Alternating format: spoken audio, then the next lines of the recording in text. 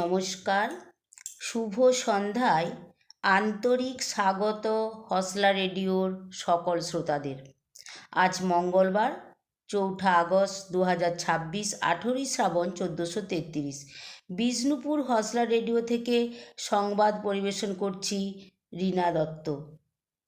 খুব মন দিয়ে শুনবেন সংবাদ পাঠ, কারণ শেষে থাকবে সংবাদ সংক্রান্ত কুইজ। সঠিক উত্তর দিলে পেয়ে যাবেন আকর্ষণীয় পুরস্কার। প্রশ্নগুলি হসলা ইউটিউব কমেন্ট বক্সে পাবেন, আর ওইখানেই উত্তরগুলি পাঠাবেন। সাথে থাকুন। এখন আসছি শীর্ষ সংবাদে। রাজ্যের সব বড় পুরসভায় খরচ বাড়ছে বিল্ডিং প্ল্যানের। বন্ধ হচ্ছে সেট, বদল পিএসসি চেয়ারম্যান। এল নিনোর প্রভাব, 122 বছরের রেকর্ড ভাঙল দক্ষিণ কোরিয়ার গরম। মোদির ভিডিও সরানোয় মার্ক জুকারবার্গকে ক্ষমা চাইতে হবে। রাজ্যে আপাতত চলবে বৃষ্টি, বাঁকুড়ায় বাজ পড়ে মৃত্যু 5 জনের। অতিরিক্ত পালিশ করা চালের ভাত খাচ্ছেন তো জেনে নিন স্বাস্থ্যের জন্য কতটা ক্ষতিকর। এরপর থাকবে খেলার খবর, আবহাওয়ার খবর। বিস্তারিত খবরে আসছি। রাজ্যের সব বড় পুরসভায় খরচ বাড়ছে বিল্ডিং প্ল্যানের। রাজ্যে বাড়তে চলেছে বিল্ডিং প্ল্যানের পাসের খরচ। পুর নগর উন্নয়ন দপ্তরের নয়া পরিকল্পনা বাস্তবায়ন হলে এই বোঝা চাপবে সাধারণ মানুষের ওপর। কারণ এরপর থেকে বিল্ডিং প্ল্যান অনুমোদনের ক্ষেত্রে থার্ড পার্টি এজেন্সি বা বিশেষজ্ঞ সংস্থাকে কাজে লাগানোর সিদ্ধান্ত হয়েছে। প্রত্যেকটি প্ল্যানের ক্ষেত্রেই এই বিশেষজ্ঞ সংস্থা খতিয়ে দেখবে। এখানেই শেষ নয়, প্রতিটি স্তরের নির্মাণ কার্য স্ক্যানারে থাকবে তাদের। তারপর মিলবে পরবর্তী ধাপের অনুমোদন। অর্থাৎ সবুজ সংকেত পাওয়া যাবে কি না তা নির্ভর করবে বিশেষজ্ঞ সংস্থার সার্টিফিকেশনের উপরই। এবং এই থার্ড পার্টি ইন্সপেকশনের যাবতীয় খরচ বহন করতে হবে বিল্ডিং প্ল্যানের আবেদনকারীকে। সেক্ষেত্রে যত তলা বাড়ি হবে সেই অনুযায়ী বিল্ডিং প্ল্যান পাসের সময়েই ইন্সপেকশন বাবদ খরচ মিটিয়ে দিতে হবে। স্বাভাবিকভাবেই বিল্ডিং প্ল্যান বাবদ খরচ অনেকটাই বাড়বে। বন্ধ হচ্ছে সেট পরীক্ষা। পিএইচডি এবং সরকারি অধ্যাপক নিয়োগের পরীক্ষা সেট উঠে যাচ্ছে। একমাত্র যোগ্যতা নির্ণায়ক প্রবেশিকা হবে নেট। সোমবার উচ্চশিক্ষা দপ্তরের নির্দেশে এই প্রশ্নে উঠেছে, কারণ ওই নির্দেশে জেআরএফ, পিএইচডি এবং সহকারী অধ্যাপক নিয়োগে এনটিএর মাধ্যমে নেয়ার নেটকে গুরুত্ব দেওয়ার কথা বলা হয়েছে। দপ্তর সূত্রের খবর, সেট যে সংস্থা আয়োজন করে সেই কলেজ সার্ভিস কমিশনের চেয়ারম্যান সৌরেন বন্দ্যোপাধ্যায় ইতিমধ্যে পদত্যাগ পাঠিয়েছেন। ফলে সন্দেহ আরও জোরালো হচ্ছে। PSC chairman Anil Verma. Public service কমিশনকে রাজনীতিমুক্ত করতে বিশেষ উদ্যোগ রাজ্যের। পিএসসি নতুন চেয়ারম্যান হিসেবে নিযুক্ত করা হলো অনিল বর্মাকে। তিনি অবসরপ্রাপ্ত আইএস আধিকারিক। সোমবার নবান্নের অর্থ দপ্তর থেকে একটি বিজ্ঞপ্তি প্রকাশিত হয়েছে। সরকারি ওই নির্দেশিকায় বলা হয়েছে, ভারতীয় সংবিধানের 316(1) নম্বর অনুচ্ছেদ অনুযায়ী অবসরপ্রাপ্ত আইএস অনিল বর্মাকে রাজ্যপালের অনুমোদনক্রমে এই পদে নিয়োগ করা হলো। দায়িত্ব গ্রহণের দিন থেকেই অনিল বর্মার এই মেয়াদ কার্যকর হবে বলে নবান্ন সূত্রের খবর। রাজ্যে শাসন ক্ষমতার পালাবদলের পর প্রশাসনিক মহলকে ঢেলে সাজাচ্ছেন শুভেন্দু আধিকারিক। প্রশাসনিক ও আমলা পদেও বড়সড় রদবদল হয়েছে। এবার পিএসসি চেয়ারম্যান পদেও নতুন মুখ নিয়ে এলেন তিনি।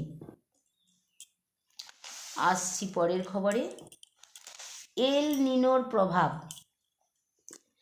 এল নিনোর প্রভাবে আগামী মাসগুলোতে বৈশ্বিক তাপমাত্রা আরও বাড়তে পারে এবং বিশ্বের বিভিন্ন অঞ্চলে চলমান দাবানল, তাপপ্রবাহ, খরা ও বন্যা পরিস্থিতি আরও ভয়াবহ আকার ধারণ করতে পারে বলে সতর্ক করেছেন রাষ্ট্রপুঞ্জ।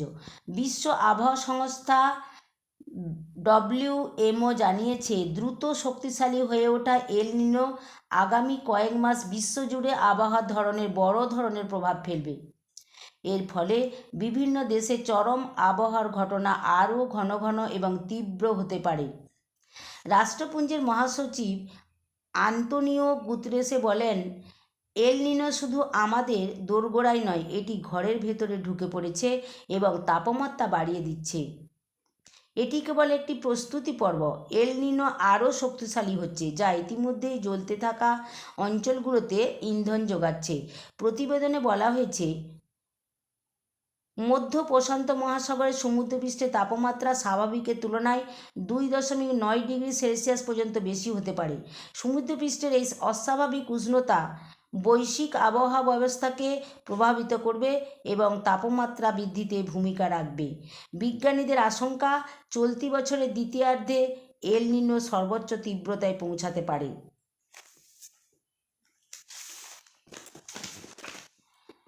122 বছরের রেকর্ড ভাঙল দক্ষিণ কোরিয়ার গরম। নজিরবিহীন তাপপ্রবাহে পুড়ছে কোরীয় উপদ্বীপ। দক্ষিণ কোরিয়া উত্তর কোরিয়া দুই দেশেই তাপমাত্রা অস্বাভাবিকভাবে বেড়ে যাওয়ায় জনজীবন বিপর্যস্ত। পরিস্থিতি মোকাবিলায় জরুরি ব্যবস্থা জোরদার করেছে প্রশাসন। দক্ষিণ কোরিয়ায় আবহাওয়া দপ্তর জানিয়েছে, রবিবার দক্ষিণ পূর্বাঞ্চলের ইয়াংসানে সর্বোচ্চ তাপমাত্রা রেকর্ড করা হয়েছে 42.5 ডিগ্রি সেলসিয়াস। গত 122 বছরের আবহাওয়া পর্যবেক্ষণের ইতিহাসে এটি সর্বোচ্চ তাপমাত্রা। এর আগের দুদিনও শহরটি দেশের সর্বোচ্চ তাপমাত্রার রেকর্ড গড়েছিল। সোমবার রাজধানী সিওল এবং পার্শ্ববর্তী গিয়ংগি প্রদেশের কিছু অংশে ইতিহাসে প্রথমবারের মতো সর্বোচ্চ স্তরে তাপপ্রবাহ সতর্কতা জারি করা হয়েছে।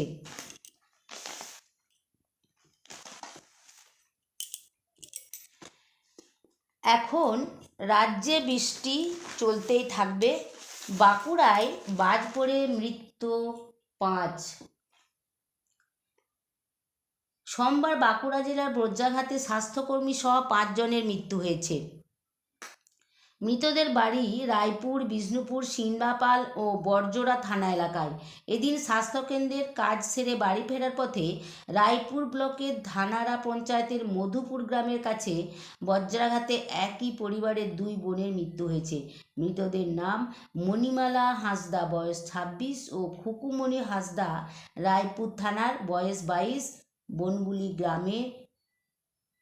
বনগুলির বেলশুলিয়া গ্রামে তাদের বাড়ি। বিষ্ণুপুরের গোপালপুর মাঠে চাষের কাজ করার সময় বজ্রাঘাতে মহিলা ক্ষেত মজুরের মৃত্যু হয়। মৃতের নাম ববিতা লোহার, তার বাড়ি বিষ্ণুপুর পুরসভার 8 নম্বর ওয়ার্ডের তেজপালে। অন্যদিকে সিংলাপাল থানার লক্ষ্মীসাগর গ্রামে বজ্রাঘাতে এক যুবকের মৃত্যু হয়েছে। মৃতের নাম প্রবৃত্ত লোহার, বয়স 19। বড়জোড়ায় এক প্রৌঢ়ের মৃত্যু হয়েছে। মৃতের নাম তপন বড়ু, বয়স 52, তার বাড়ি বড়জোড়া থানার দেউচা গ্রামে। আসছি পরের খবরে। অতিরিক্ত পালিশ করা চাল স্বাস্থ্যের জন্য অত্যন্ত ক্ষতিকর। আমাদের দৈনন্দিন খাদ্য তালিকায় ভাত একটি অপরিহার্য নাম। তবে সাম্প্রতিক সময়ে বাজারে চকচকে ও আকর্ষণীয় দেখতে পালিশ করা চাল বা মিনিকিট চালের ব্যবহার বহুগুণ বৃদ্ধি পেয়েছে। দেখতে সুন্দর ও ঝরঝরে হলেও অতিরিক্ত প্রক্রিয়াজাত বা পালিশ করা চাল মানবদেহের জন্য কতটা নিরাপদ তা নিয়ে পুষ্টিবিজ্ঞানীদের মধ্যে রয়েছে নানা উদ্বেগ। চাল পালিশ করার প্রক্রিয়ায় চালের উপরের পুষ্টিকর আয়রন যেমন ব্রান ও জার্ম ছেঁটে ফেলা হয়, যার ফলে এটি তার মূল পুষ্টিগুণ হারিয়ে ফেলে। পালিশ করা চাল মানবদেহে কী ধরনের প্রভাব ফেলে দেখুন। এই চাল থেকে ডায়াবেটিসের ঝুঁকি বৃদ্ধি হয়। পালিশ চালে রিফাইন কার্বোহাইড্রেট এবং উচ্চ গ্লাইসেমিক ইন্ডেক্স থাকে। এই চাল খাওয়ার পর রক্তে শর্করার মাত্রা দ্রুত বেড়ে যায়, ফলে নিয়মিত পালিশ করা চাল খেলে টাইপ 2 ডায়াবেটিসে আক্রান্ত হওয়ার ঝুঁকি বহুলাংশে বেড়ে যায়। পুষ্টিহীনতা ও ভিটামিনের অভাব হয়।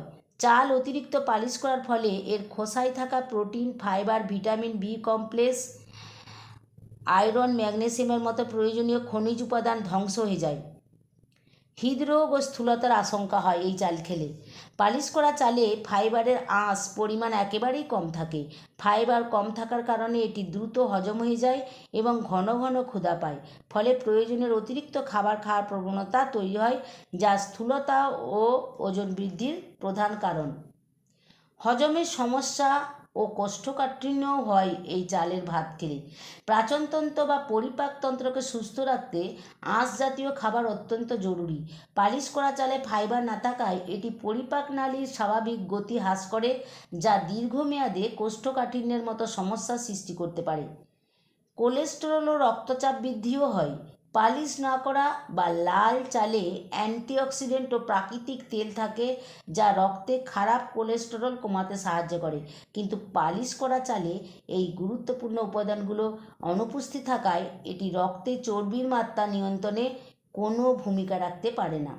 তাহলে কিভাবে সচেতন হবেন? লাল বা পালিশ না করা চালের ব্যবহার করুন। প্রতিদিনের খাদ্য তালিকায় পালিশ করা সাদা চালের পরিবর্তে রাখুন পালিশ না করা চাল বা লাল চাল অন্তর্ভুক্ত করার চেষ্টা করুন।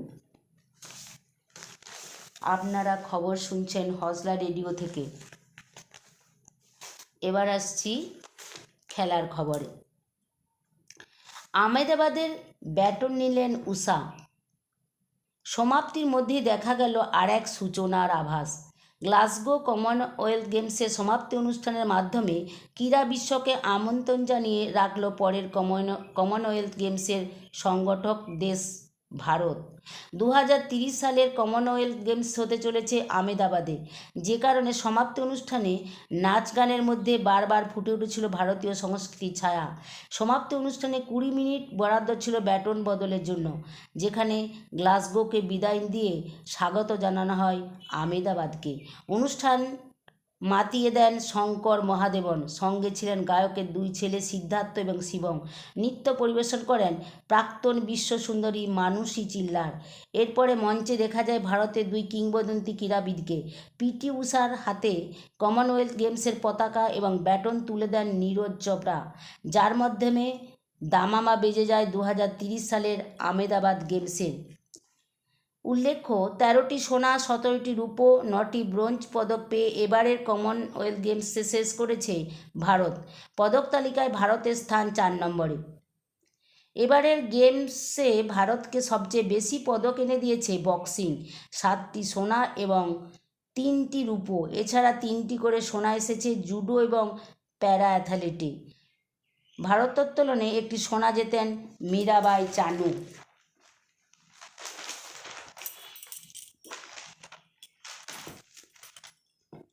শ্রীলঙ্কায় নেই বুমরা। জম্মু কাশ্মীর থেকে টেস্ট দলে প্রথম আসছেন নবী। জল্পনায় সত্যি হলো। শ্রীলঙ্কা সফরে যে জসপ্রীত বুমরা খেলতে পারবেন না তা আগেই জানিয়ে দিয়েছিল ভারতীয় ক্রিকেট বোর্ড।